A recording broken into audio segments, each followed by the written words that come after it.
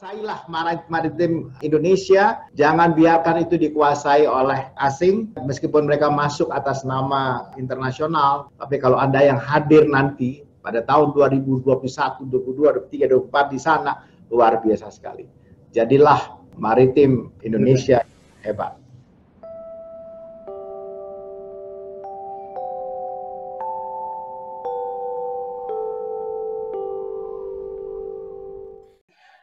Assalamualaikum warahmatullahi wabarakatuh. Shalom, Om Swastiastu, Namo Buddhaya, salam kebajikan. Salam pemuda, salam pembangunan, salam maritim muda Nusantara.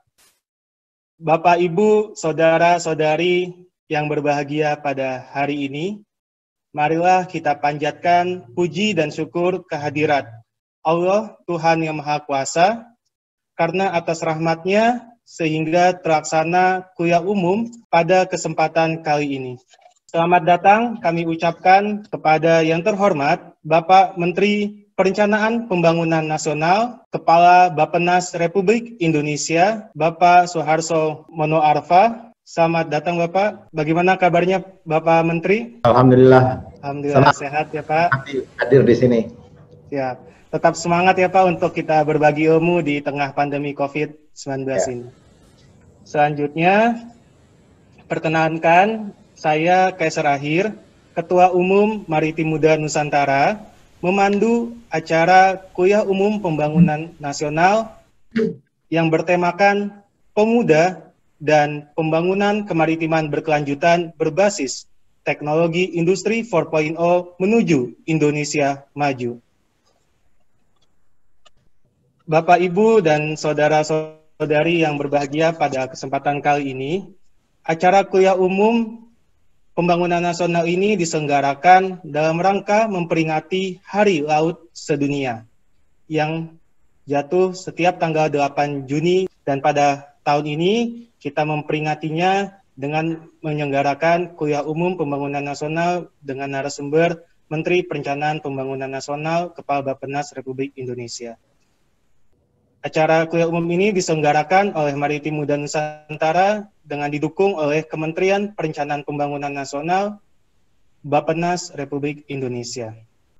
Bapak Ibu, kuliah umum ini kita selenggarakan dengan peserta, boleh kami menyampaikan Bapak Menteri yang kami hormati bahwa kuliah umum ini diikuti oleh 500 peserta yang diikuti oleh anggota dan pengurus Maritim Muda Nusantara dari Aceh hingga Papua, dan juga masyarakat umum yang berasal dari mahasiswa, akademisi, pengusaha, pemerintah daerah, pemerintah pusat, dan juga perwakilan organisasi-organisasi kemasyarakatan. Bapak Menteri yang kami hormati, kuliah umum ini kami selenggarakan oleh Maritim Muda Nusantara karena kami meyakini bahwa edukasi kemaritiman di Indonesia perlu untuk terus digencarkan dan dibumikan kepada seluruh komponen bangsa agar pembangunan kemaritiman bisa terlaksana secara berkelanjutan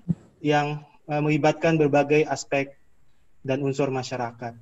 Dan kuliah umum ini kita akan awali dengan membaca doa menurut agama dan kepercayaan masing-masing. Berdoa dimulai.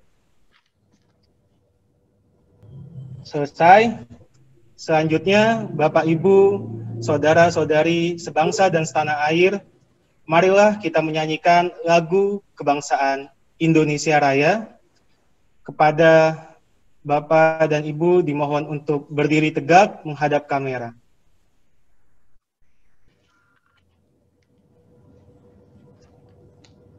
Marilah kita menyanyikan lagu kebangsaan Indonesia Raya.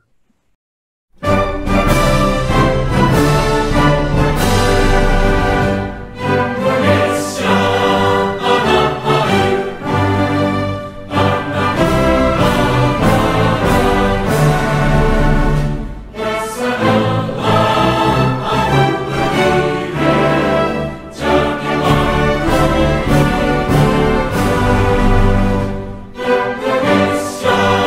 kebangsaan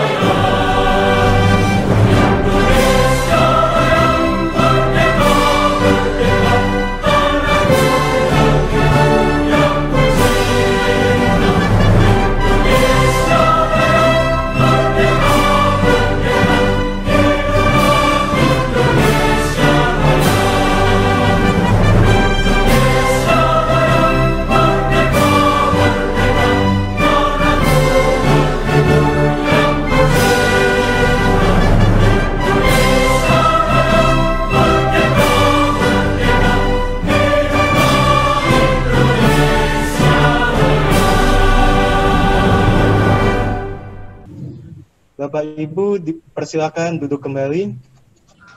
Itu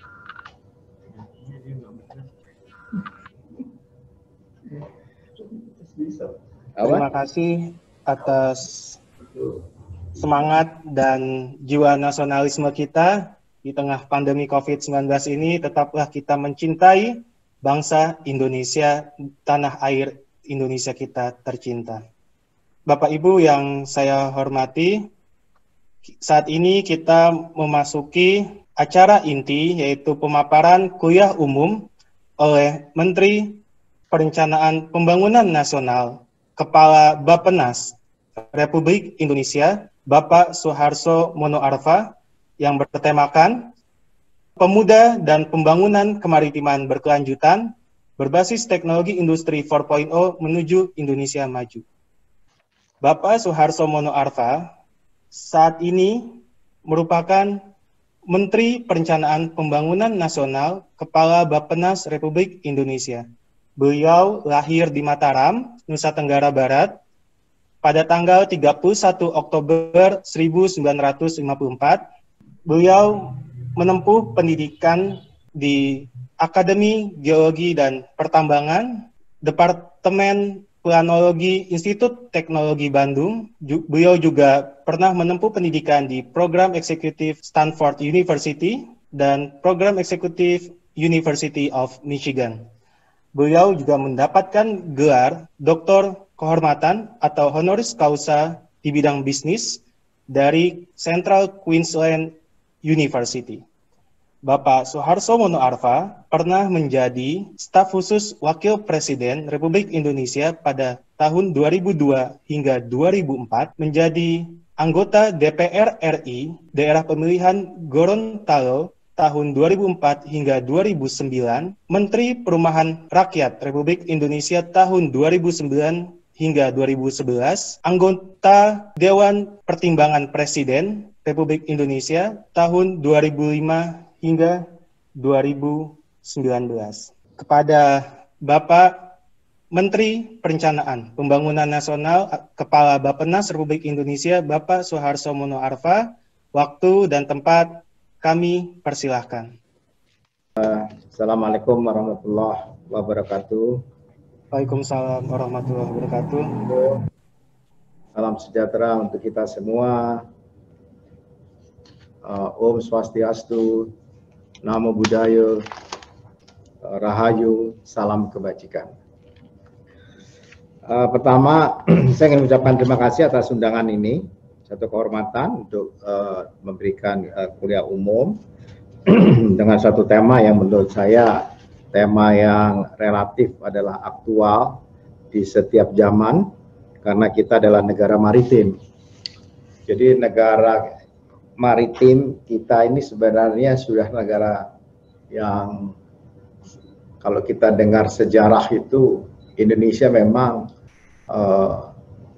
karena letaknya yang sangat strategis dan kita hafal betul itu waktu masih di sekolah dasar, posisi Indonesia itu diapit oleh dua benua, diapit oleh dua samudra, dan memang posisi ini menyebabkan Indonesia menjadi sebuah negara yang secara geografis kalau kita lihat ada point to point, maksud saya dari barat ke timur jauhnya sudah seperti Eropa, dari utara ke selatan, jadi dari Miangas sampai Pulau Rote, dari Sabang sampai Merauke, itu kalau kita lihat luasnya seperti dari London sampai Athens, kemudian dari paling ujung dari Spanyol itu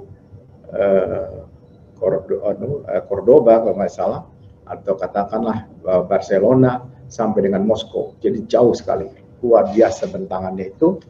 Dan kita kalau terbang dari Aceh sampai dengan Jayapura yang saya pernah lakukan tempo hari, itu kalau kita terbang langsung itu kira-kira sekitar 7 jam. 7 jam, hampir 8 jam, 7 jam. Jadi sungguh jauh sekali. Apalagi kalau ke Merauke, mungkin ke Merauke lebih jauh lagi 8 jam.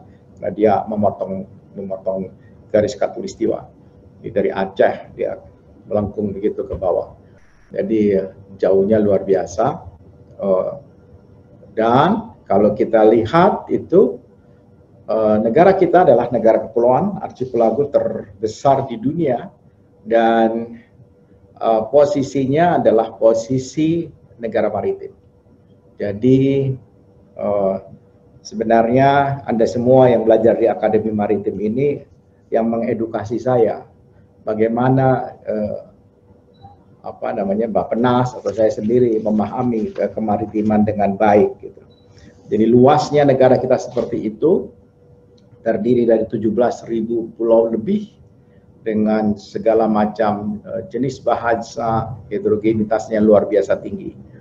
Kalau di dalam ilmu lingkungan hidup, di environmental science itu, makin tinggi sebuah keanekaragaman, maka semakin kuat sebuah organisme. Jadi kalau dia tingkat diversitasnya tinggi, maka dengan sendirinya tingkat kemampuan dia untuk bertahan, survive itu jauh lebih tinggi. Jadi dibandingkan yang hanya bergantung dengan 3 atau 2. Kita lihat kursi kalau cuma 1 kaki kan gampang digoyang, 2 nggak bisa ajak, kalau 3 agak labil, 4 bagus. Bayangkan kalau 1 kursi ada 20 kakinya, bayangkan kalau 1 kursi ada 100, jadi dia lebih luar biasa kuatnya. Jadi inilah yang harus kita syukuri. Karena itu marilah kita awali acara ini dengan mensyukuri nikmat Tuhan yang Maha Besar, sehingga kita bisa bersama-sama mengikuti acara ini. Saudara-saudara, saya memang disiapkan sebuah materi pemuda dan pembangunan kemaritiman berkelanjutan berbasis teknologi industri 4.0 menuju Indonesia baru. Isinya pertama secara garis besar adalah mengenai tujuan pembangunan nasional, visi Indonesia yang mandiri, maju, adil, makmur. Ini apa saja kira-kira, dan ini Anda bisa baca sebenarnya mulai dari mewujudkan masyarakat yang berakhlak mulia sampai mewujudkan Indonesia berperan penting dalam pergaulan dunia internasional. Kemudian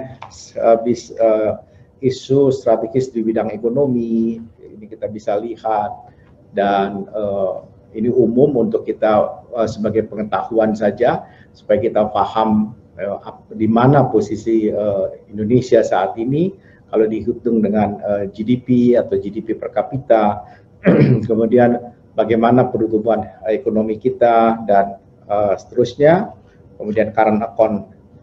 Lalu isu strategis pembangunan ekonomi 2020-2024, ya, apa yang akan kita lakukan, faktor-faktor yang berpengaruh, akan permasalahannya, dampaknya, isu strateginya seperti apa. Kemudian, nah ini penduduk usia produktif, saya akan mulai di sini. Anda semua adalah anak muda, dan anak muda, mudah-mudahan orang muda semua yang hadir ini. Orang muda yang kita itu akan memperoleh yang disebut dengan bonus demografi yang paling tinggi yang akan diperoleh antara kurun waktu 2020-2024. Jadi pas sekarang ini sampai dengan 2024. Dan kita lihat di situ mengenai TFR-nya, total fertility rate-nya itu kita lihat cukup tinggi pada umur-umur itu. Dan ini yang mengakibatkan kita lihat piramida penduduk kita yang sebelah kanan, maka akan lebih banyak gemuk di tengah, yaitu antara usia mulai dari 0 sampai bahkan umur 40 tahun. Jadi itu paling lebar, dan ini membuat Indonesia benar-benar punya punya generasi yang sangat diharapkan bisa mengisi keberlanjutan dari kehidupan bernegara ini dengan baik. Jadi bersiaplah Anda semua pada usia-usia yang luar biasa ini, pada usia-usia produktif ini, untuk mengambil tongkat estafet dalam menyikapi, menegakkan kehidupan bernegara, berbangsa dan bermasyarakat. Dan karena itu sebelumnya. Dan karena itu saya ingin mengingatkan dengan jumlah penduduk sekitar 174 sampai 180 juta pada tahun 2020 sampai 2024 ini paling banyak di wilayah Asia Tenggara, dan ini artinya kira-kira sama dengan 2/3 ya, 2/3 dari jumlah penduduk kita sekarang yang 270 juta. Jadi besar sekali, dan ini sudah hampir sama dengan penduduk jumlah, kalau dijumlahkan antara jumlah penduduk Thailand mungkin ya, Thailand itu 90-an, ditambah Vietnam udah 100, jadi mungkin Filipina. Jadi kalau ditambah itu adalah jumlah pemuda ya, dengan tingkat produktivitas yang tinggi pada usia seperti ini. Tapi apakah itu benar atau tidak benar? Apakah itu memang bisa menjadi suatu bernilai yang luar biasa atau malapetaka? Yang menentukan adalah Anda semua. Jadi saya ingin mengatakan Anda semua, karena letaknya di tangan Anda semua, pilihannya ada di tangan Anda semua. Kita yang senior ini hanya bisa memberikan direktif bagaimana cara untuk mencapai tingkat produktivitas yang tinggi itu. Berikutnya, karena ini menyangkut maritim, kita tahu bahwa luas laut kita itu ada 6,4 juta kilometer persegi, ada 77% ya, dari total luas wilayah Indonesia. Panjang garis pantainya 108.000 kilometer, terpanjang kedua di dunia. Terpanjang pertama siapa yang tahu? Kalau ada yang ngacung dan bisa benar jawabannya, saya kasih sepeda. Kanada, Pak. Nggak ada yang berani. Oh ya, masa Kanada? Kemudian ada 17.504 pulau, ada 8 provinsi kepulauan, ada 327 kabupaten kota. Kemudian kita kaya akan perikanan tangkap, perikanan budidaya, industri bioteknologi di situ, ada pertambangan dan energi di laut dalam yang luar biasa.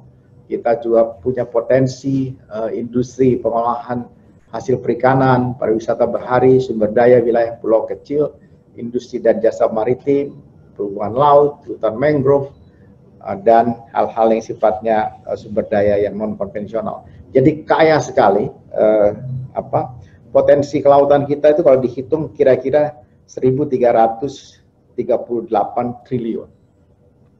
1.338 triliun ini hanya perkiraan.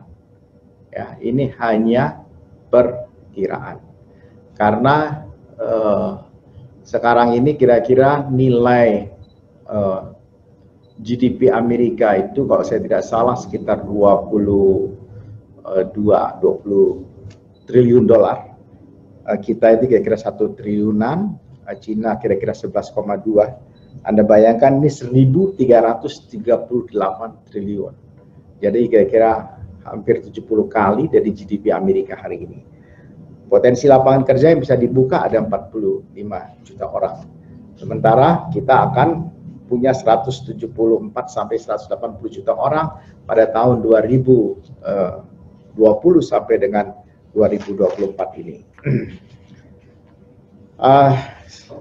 Sedikit saya share saja mengenai RPJMN, dan tapi mungkin lanjut. Nah, Indonesia menuju negara maju. Indonesia menuju negara maju ini adalah cita-cita kita semua. Untuk menjadi negara maju di dunia itu, kita pasti harus berhitung. Maksudnya bagaimana cara menskalakan sebuah negara A lebih hebat dari negara B lebih hebat dari negara C. Apa ukurannya? Ukuran bisa macam-macam. Bisa kemampuan teknologi, bisa kemampuan ekspor dia, bisa karena jumlah penduduk, bisa karena luas wilayah, dan seterusnya. Tetapi pada akhirnya ada satu ukuran di dalam ekonomi yang disebut dengan GDP per kapita. Jadi meskipun Anda kaya raya, punya sumber daya alam yang hebat sekali, tetapi Anda tidak bisa kelola dan menjadikan sebuah value, sebuah nilai, itu artinya belum sampai semaksimal itu kita melakukan eksploitasi, ya, eksploitasi yang benar untuk mendapatkan nilai tambah dari sumber daya yang tersedia itu. Jadi PDB itu sebenarnya melambangkan semua kemampuan kita, seluruh kapasitas kita untuk membentuk apa yang disebut dengan produk domestik bruto. Jadi bisa kita lihat dari sisi produksi, jadi artinya seberapa besar kita bisa memproduksi sesuatu dari sumber daya alam yang ada di Indonesia. Kemudian kalau kita lihat dari sisi konsumsi, artinya kemampuan kita dengan GDP yang ada itu untuk apa? Misalnya untuk belanja. Belanja orang bilang konsumsi. Konsumsi itu ada dua, konsumsi rumah tangga dan juga konsumsi pemerintah. Kemudian ada belanja yang sifatnya itu investasi, kemudian kita melakukan ekspor, tapi pada saat yang sama juga kita melakukan impor. Jadi ada cara ukuran-ukuran itu. Tetapi dalam kesempatan ini saya ingin menggunakan cara apa yang disebut dengan GDP per kapita. Jadi GDP per kapita ini akan melihat hari ini kita di tingkat berapa. Kita masuk kategori negara apa. Dan disebut dengan negara dengan high economy pada skala yang mana. Jadi sekarang ini kita sudah masuk, sudah baru aja naik kelas, masuk apa yang disebut upper middle income country. Upper middle income country artinya kita sudah lolos dari lower middle income masuk ke upper middle income.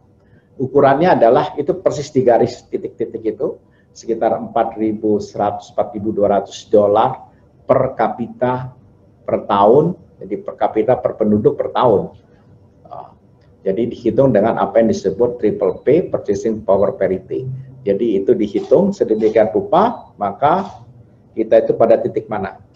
Kalau kita di bawah itu, maka kita masih masuk di lower middle income. Jadi lower middle income. Apa itu middle income? Dan orang suka mengatakannya middle income trap. Jebakan negara dengan income, dengan penerimaan penghasilan yang tanggung.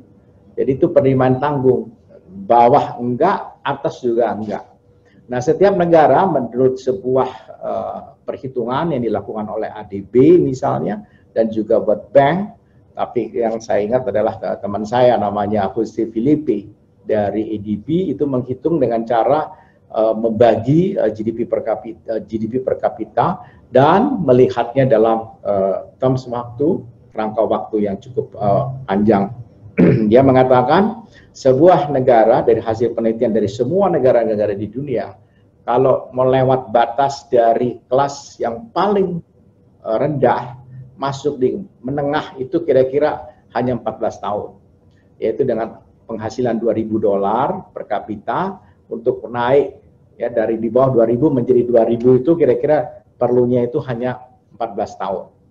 Tetapi dari 2.000 untuk kemudian menjadi 7.000 dolar per kapita itu memerlukan waktu 28 tahun. Dan di cut off di 14 tahun.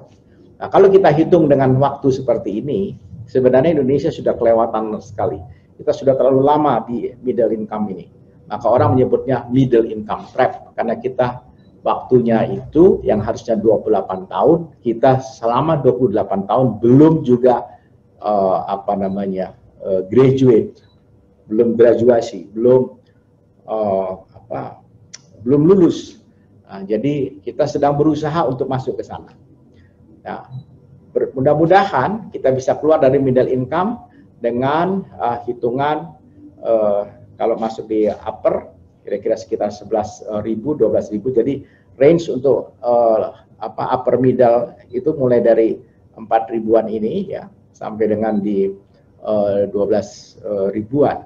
Jadi kalau sebenarnya 11 ribuan sekian. Nah, itu kalau kita bisa lolos dari situ, maka masuklah kita di high economy. Jadi kita berharap tahun 2035 kita sudah masuk di high economy, dan kalau tingkat pertumbuhannya kita bisa bertahan dengan 5,4, 5,6, kita bisa mencapai 23 ribuan. Dan itu hitungan yang sederhana, kita bisa hitung ya dengan time value of money sepanjang pertumbuhan ekonominya. Kita bisa hitung 5 tahun rata-rata 6,2, 5 tahun kemudian rata-rata 5,9, kemudian 2035, 2040 bisa 5,6, 40 sampai 45 bisa 5,4. Nah, kayak sekarang 2020 ke 2025 kita berharap itu menjadi 5,6%. Jadi itu yang kita harapkan ke depan, dan untuk itu apa yang harus dilakukan? Yang harus dilakukan adalah mendorong industri pengolahan, industri manufaktur, dan mendorong sektor pariwisata, mendorong ekonomi kreatif. Bukan berarti sektor-sektor lain tidak diperhatikan, tetapi setidaknya kita punya alasan. Industri pengolahan itu adalah industri yang nilai tambah. Jadi sesuatu dari barang A menjadi barang B, dan bahkan dari barang B menjadi barang C, dan dia punya backward linkage, jadi ada keterkaitan ke belakang, ada supply chain istilahnya, baik dari tempatnya ke belakang, dan juga ada supply chain ke depan yang disebut dengan forward linkages. Jadi apakah itu kita di bagian yang mana? Kita sebagai integrator atau penjahit di tengah, penjahit di bawah, atau penjahit di atas? Contoh, kalau kita hanya menjadi tukang jahit di tekstil, barang materialnya, kainnya datang dari luar. Nah, kainnya dari luar, kemudian modelnya juga dari luar. Kita cuma jahit, tek, kita ekspor balik. Atau kita hanya membuat dari benang bisa menjadi menjadi kain. Nah, benangnya kita impor, kapasnya kita impor. Kita jadiin benang, dipintal dengan mesin yang juga kita impor, kemudian jadi lembaran kain. Desainnya itu juga ditentukan oleh orang luar, baru kita ekspor. Jadi ke depan jangan lagi seperti itu. Desainnya harus kita, material memang kita nggak punya kapas, mungkin kita bisa cara yang lain gitu kan. Ada rayon, kita banyak rayon. Jadi kita bikin rayon, dari rayon menjadi dipintal jadi benang dan jadi lembaran kain.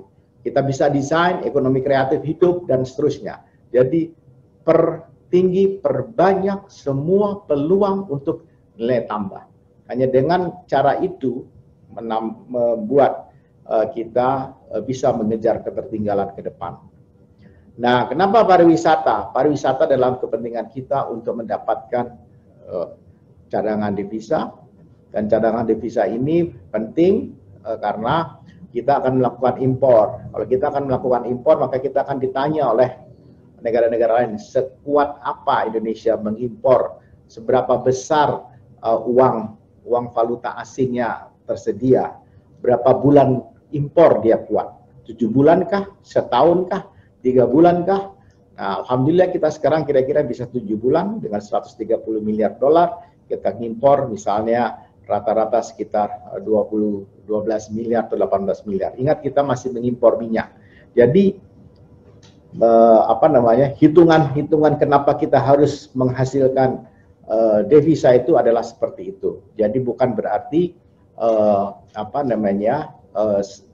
kita hanya mengandalkan saja pariwisata, tetapi dengan industri manufaktur kita bisa orientasi ekspor, kita juga bisa membentuk apa yang disebut dengan devisa.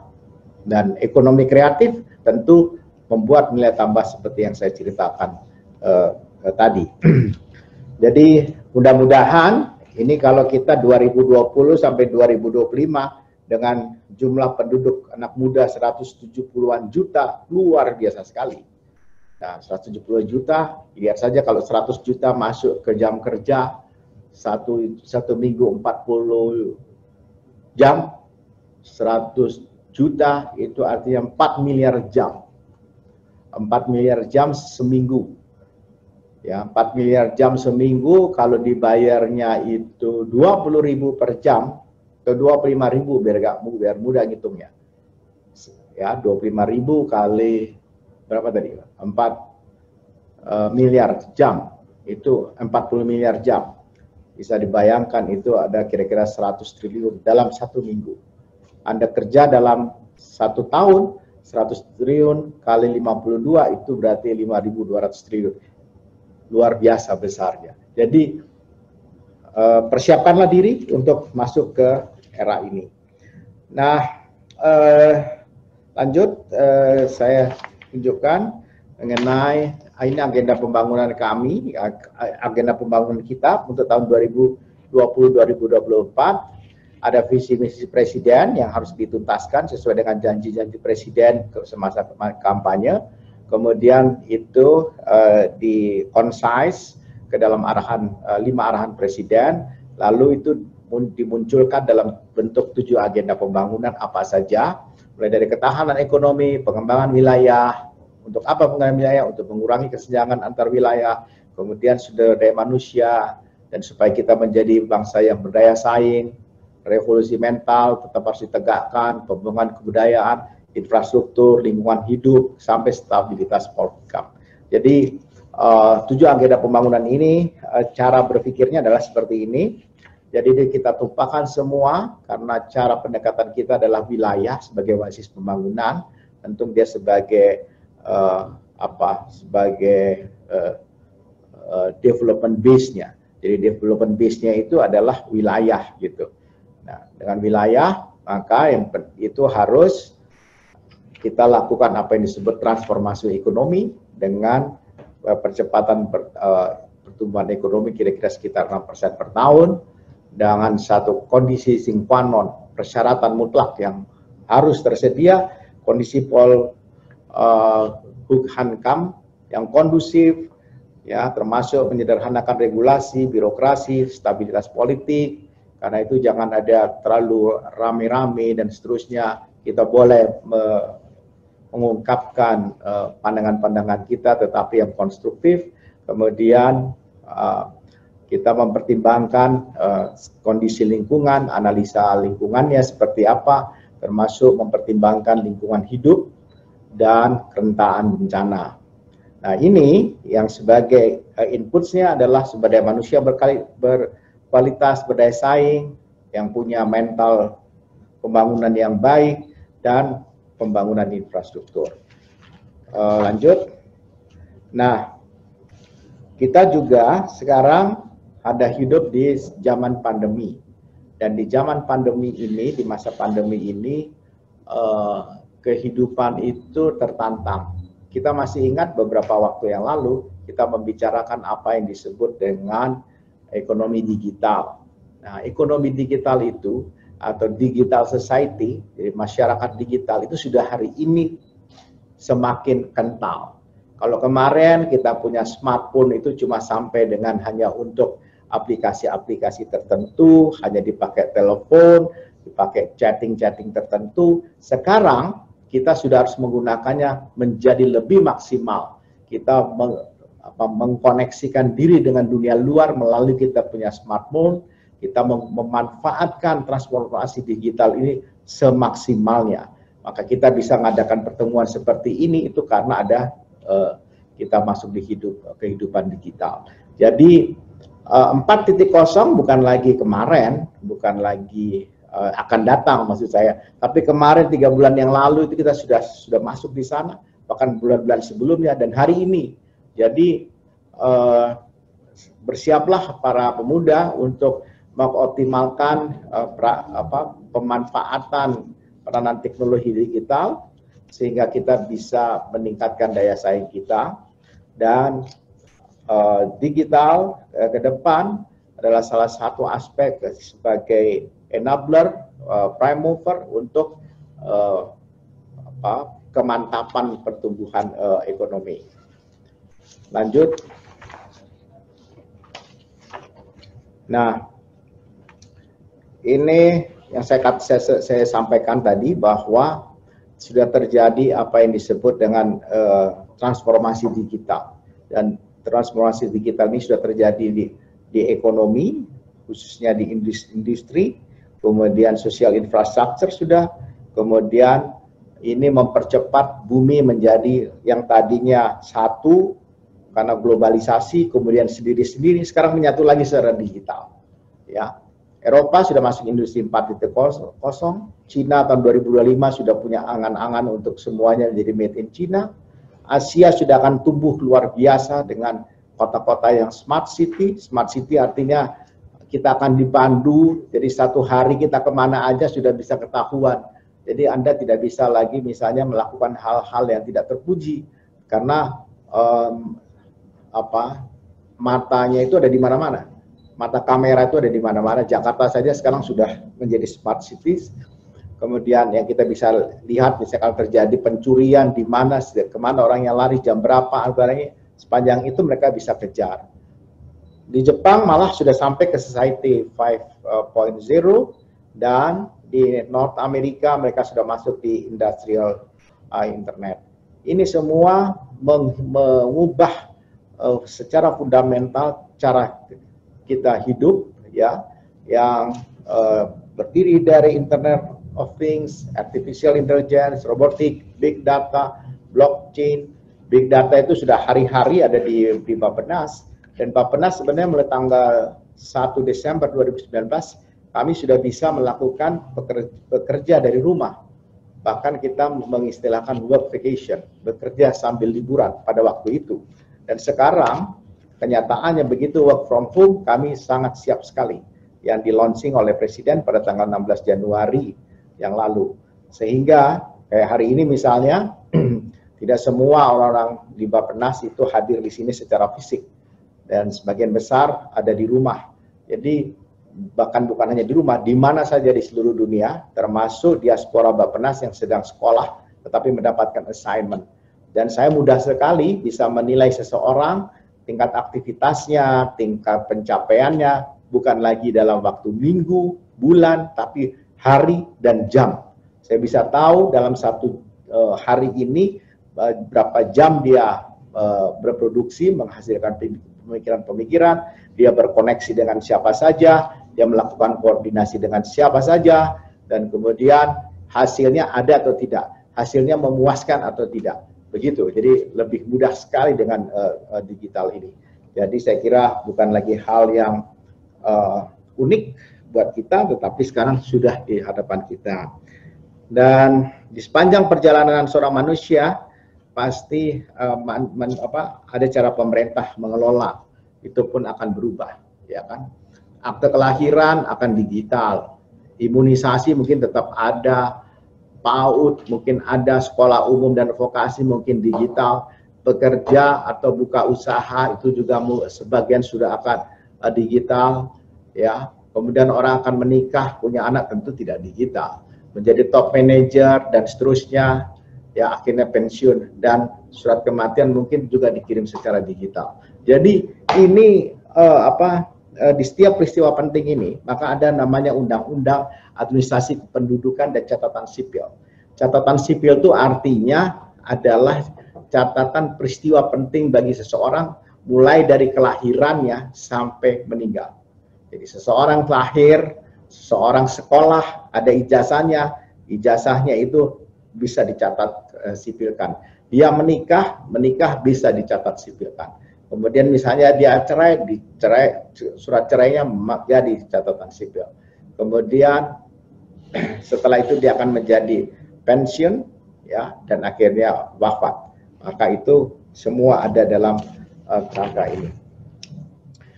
Dalam RPJMN 2020-2024, pertama kita akan pemanfaatan perikanan. Saya sendiri pernah pada tahun 90-an ya, akhir 90-an atau awal 2000-an, saya sudah lupa itu. Saya pernah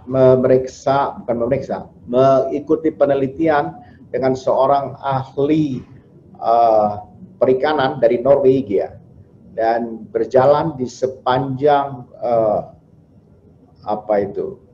bagian utara dari Pulau Sulawesi. Jadi kalau Anda bayangkan mulai dari lehernya sampai di ujung Sulawesi, sampai di Likupang. Mulai dari Mautong, itu jalan terus menyusuri itu sampai di Mautong. Dan saya diajarin bagaimana, di mana yang bisa buat untuk budidaya, mana buat industri tangkap, dan di mana untuk industri pasca setelah pelelangan, karena misalnya ikannya sudah fresh fish-nya itu sudah tidak laku lagi, harus dilakukan seperti apa dan seterusnya.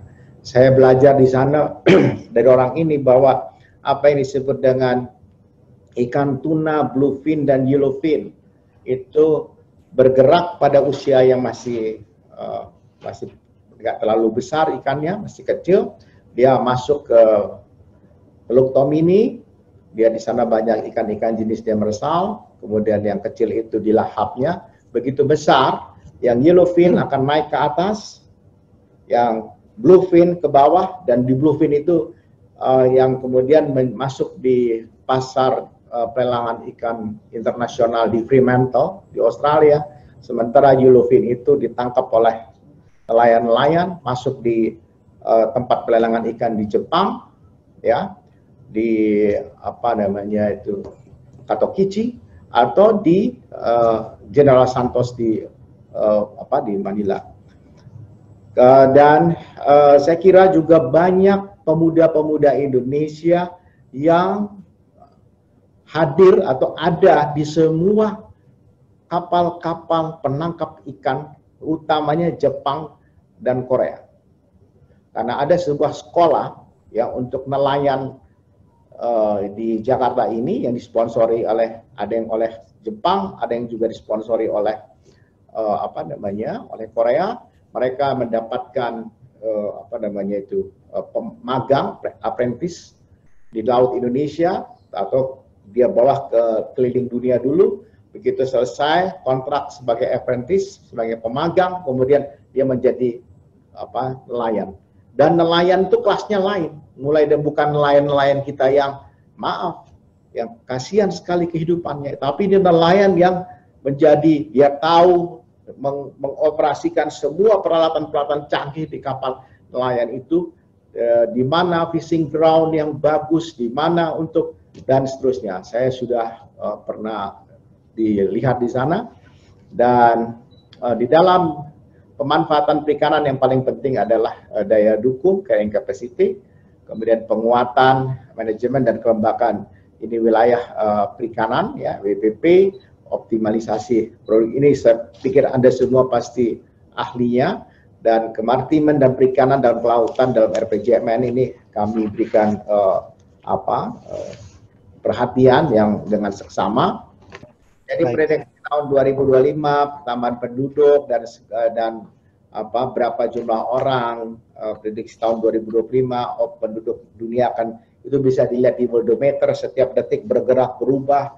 Mudah-mudahan sampai tahun 2025 benar-benar 8 miliar orang, pertambahan 240.000 per hari. Anda juga bisa melihat di worldometer itu proyeksi penduduk Indonesia tahun 2025 akan mencapai 284. Kemudian yang tadinya dan akan tetap terkonsentrasi di Jawa hampir 55,7%, dan tahun 2025 Sumatera mungkin akan naik menjadi 22%, Kalimantan akan meningkat jadi 6,5%. Peningkatan kelompok kelas menengah dan perkotaan, saya kira masyarakat yang akan tinggal di kota-kota menjadi sekitar 60%. Jadi saya ingin mengingatkan, karena kita adalah negara maritim, maka jangan sampai Anda semua yang belajar di maritim ini jadi sarjana maritim di kota. Jadilah sarjana maritim atau akademisi maritim yang memang di tempatnya yang tepat, apakah di laut, di beach, ataukah di daerah-daerah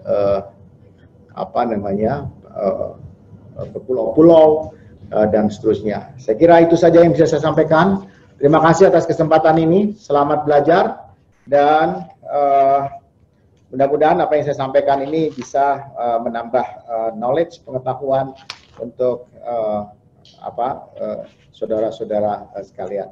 Terima kasih. Assalamualaikum warahmatullahi wabarakatuh. Waalaikumsalam warahmatullahi wabarakatuh.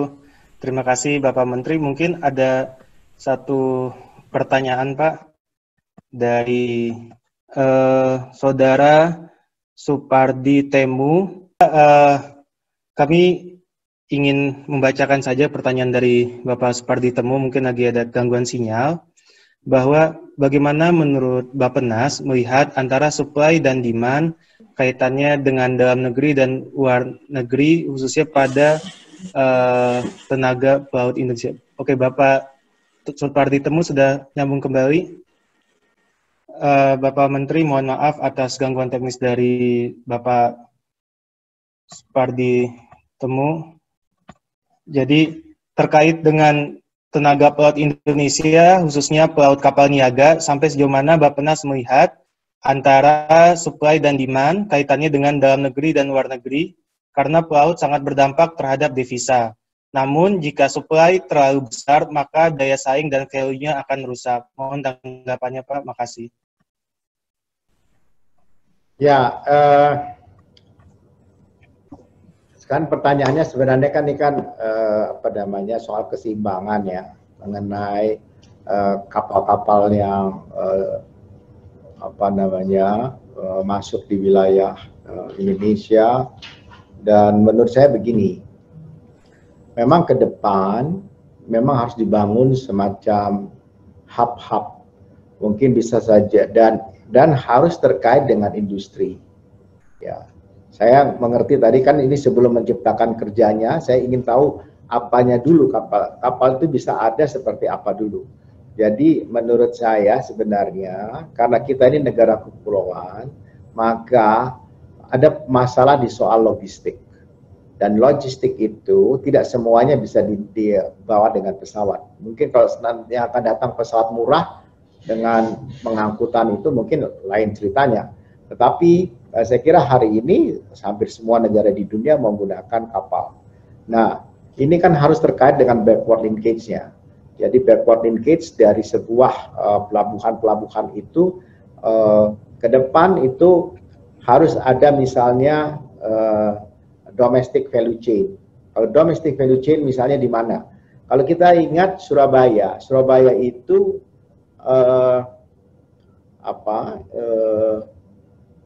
menjadi jagoan interinsuler secara tradisional. Kemudian ada pelabuhan-pelabuhan yang lain yang langsung dengan pelabuhan internasional, misalnya Jakarta, Medan, gitu kan, Belawan juga sekarang mulai berkurang. Jadi memang kita harus menyusun kembali ya antara traffic itu dengan value chain atas yang membentuk kebutuhan logistik gitu, membentuk kebutuhan logistik, dan ini yang menyediakan misalnya kapal-kapal. Nah, hari ini kita saksikan misalnya sebagian besar kita kalau ngimpor itu kan pakai CIF, dan CIF itu artinya freight. Nah, kalau kita ekspor itu FOB. Kenapa? Karena freight-nya dimakan sama kapal-kapal niaga dari luar. Nah, kenapa itu bisa terjadi? Dan saya kira itu bukan hanya karena kesalahan dari kita, tetapi juga adalah kebutuhan kebutuhan dari bisnisnya yang tidak bisa ditanggapi dengan tepat oleh kita. Kita kalau misalnya melakukan ekspor, itu kan bukan ekspor yang sifatnya itu bagian dari integrasi value chain, tetapi secara spot, kecuali untuk ekspor yang sifatnya misalnya ke tradisional ke Hong Kong atau ke Singapura gitu kan, transshipment seperti itu aja yang akan terjadi. Tetapi kita mestinya punya seperti satu bendera yang besar, saya nggak mau sebut namanya, punya luar negeri, itu dia di mana-mana, menjelajah di mana-mana. Kenapa? Karena dia bisa memastikan ketersediaan itu. Saya kira ini PR kita. Jadi Bappenas mendesain itu, merancang itu dengan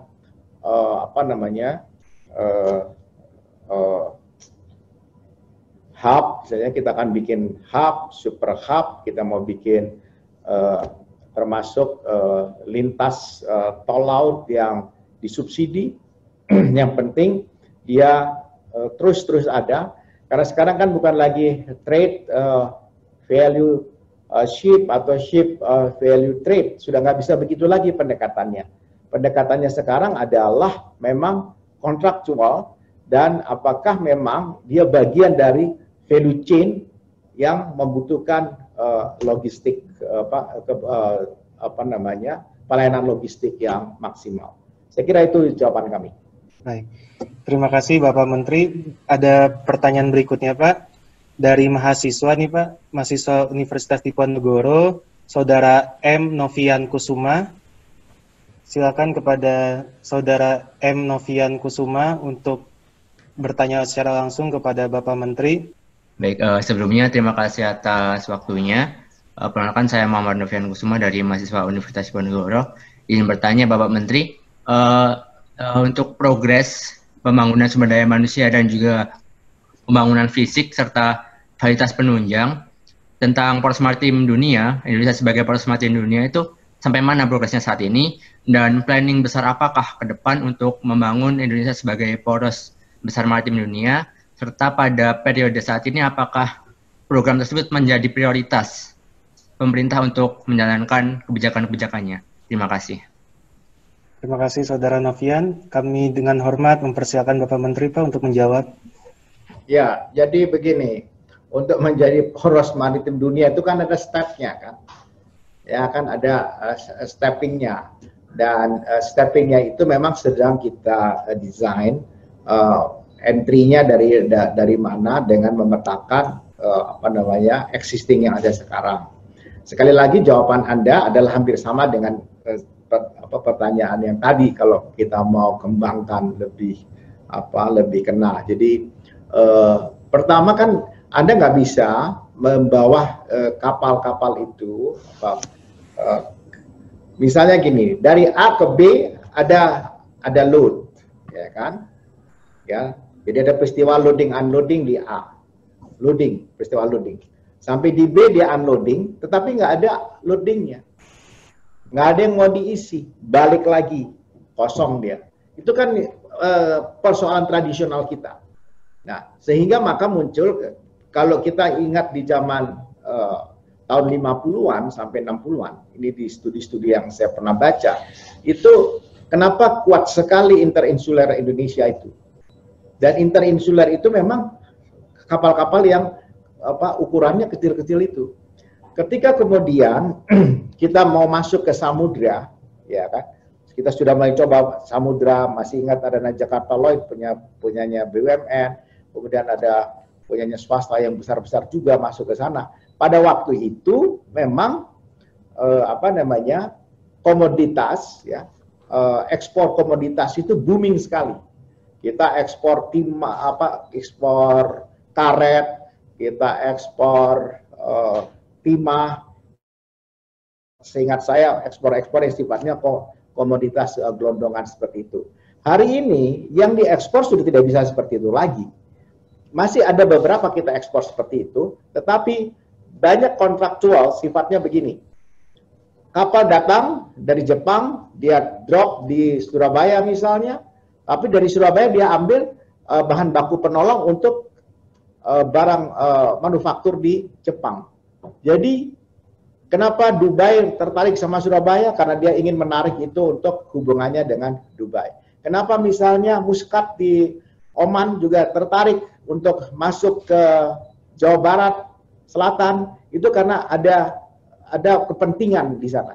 Jadi menurut saya drivingnya itu adalah pasti supply demandnya itu yang harus terpenuhi. Jadi nggak bisa kita main desain begitu saja. Kami punya desain besarnya, tetapi ada tahapannya sampai di poros maritim, mulai dari tol laut, mulai dari tol laut yang internal, interinsuler, kemudian pembangunan hub, kemudian Alki 1, Alki 2, itu seberapa besar kita bisa memanfaatkannya. Nah, dari situ baru kita bisa lihat SDM yang kita inginkan. Nah, itu jawaban saya. Saya sebenarnya ingin mengajak Anda semua berpikir seperti entrepreneur. Jadi seperti entrepreneur, maka kalau semua ini yang generasi muda itu mau benar-benar Anda pilih maritim, maka pilihlah maritim dengan secara mental juga Anda maritimnya. Jadi maritim artinya kalau Anda mau menguasai ikan, menguasai kapal penangkap ikan, berjelajahlah ke seluruh dunia. Kalau Anda mau jadi kapal niaga, maka Anda bisa tentukan Anda untuk mensuplai, memastikan supply demand di mana, gitu. Jadi ceruknya itu jelas gitu. Itu kalau menurut saya ya ke depan, karena ini saya bicara dengan yang lebih banyak anak-anak muda.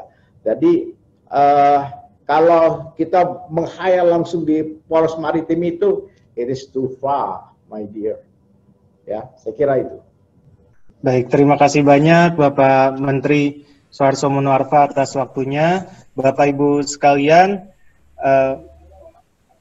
marilah kita ucapkan terima kasih kepada Bapak Menteri Perencanaan Pembangunan dan Kepala Bappenas Republik Indonesia. Terima kasih Bapak kepada kami waktunya. Semoga Bapak Menteri sukses selalu dalam lindungan Allah yang Maha Esa, dimudahkan dalam segala tugas-tugas kenegaraan sebagai Menteri PPN, Kepala Bappenas Republik Indonesia. Kepada Bapak Suharto Monoarfa, mari kita berikan tepuk tangan yang luar biasa di masing-masing. Terima kasih. Selanjutnya Bapak, izinkan kami dari panitia untuk memberikan piagam penghargaan kepada Bapak sebagai narasumber dari kuliah umum Pembangunan Nasional dalam rangka memperingati Hari Laut Sedunia. Berikut piagam penghargaannya, Pak. Terima kasih. Terima kasih sekali lagi kepada Bapak atas waktunya untuk kita semua. Ya. Maju terus ke Indonesia ya. Maju terus. Kuasailah maritim Indonesia, jangan biarkan itu dikuasai oleh asing. Anda meskipun mereka masuk atas nama internasional karena AKI dan sebagainya, tapi kalau Anda yang hadir nanti pada tahun 2021, 22, 23, 24 di sana luar biasa sekali. Jadilah maritim Indonesia hebat. Ya Pak, terima kasih Bapak, dan alhamdulillah Pak, kami juga Maritim Muda Nusantara telah beranggotakan lebih dari 1.300 anak-anak muda seluruh Indonesia dan sudah memiliki kepengurusan daerah di 34 provinsi Bapak. Mohon bimbingannya selalu untuk kita semua. Dengan senang hati. Demikianlah kuliah umum Pembangunan Nasional pada siang hari ini. Izinkan saya Kaisar Akhir undur diri, mengucapkan terima kasih sebesar-besarnya kepada Bapak Ibu semua, saudara-saudari setanah air. Telah ada bersama-sama kita Bapak Arifin Rudianto selaku Deputi Bidang Maritiman dan Sumber Daya Alam Kementerian PPN Bappenas Republik Indonesia. Bapak Arifin, selamat datang Bapak. Terima kasih telah berada menghadiri kegiatan ini bersama kita semua. Dan mohon bimbingannya selalu Pak kepada Maritim Muda Nusantara. Semoga Bapak sukses selalu dan selalu dalam lindungan Tuhan Yang Maha Esa. Mungkin Bapak bisa menyapa kami sepatah dua patah kata Pak. Pesan-pesan singkat. Silakan Bapak. Terima kasih moderator, pimpinan. Selamat juga kepada teman-teman semua generasi muda maritim Indonesia. Tetap sehat, senyum, dan semangat. Mari bersama kita membangun kembali kejayaan maritim kita. Kami dari Bappenas sangat terbuka untuk mendapatkan masukan dan kami juga akan sharing apapun yang kita rencanakan untuk pembangunan kemaritiman ke depan. Mungkin itu kami juga sering berkeliling ke perguruan tinggi kelautan untuk berbagi ide dan mendapat masukan untuk kemajuan kita semua seperti yang disampaikan Pak Menteri tadi. Lagi tetap semangat seperti disampaikan Pak Menteri tadi Dan mungkin ini kami harapkan tidak menjadi yang pertama dan terakhir. Ada seri-seri selanjutnya untuk membangun kemaritiman ini, karena memang semua nanti terkandung pada teman-teman semua generasi muda ini untuk bisa membangun kembali kejayaan maritim kita. Demikian Pak Kaisar. Terima kasih Pak Arifin Rudianto atas pesan-pesannya, waktunya bersama-sama kita. Ya, selalu saya Kaisar. Assalamualaikum warahmatullahi wabarakatuh.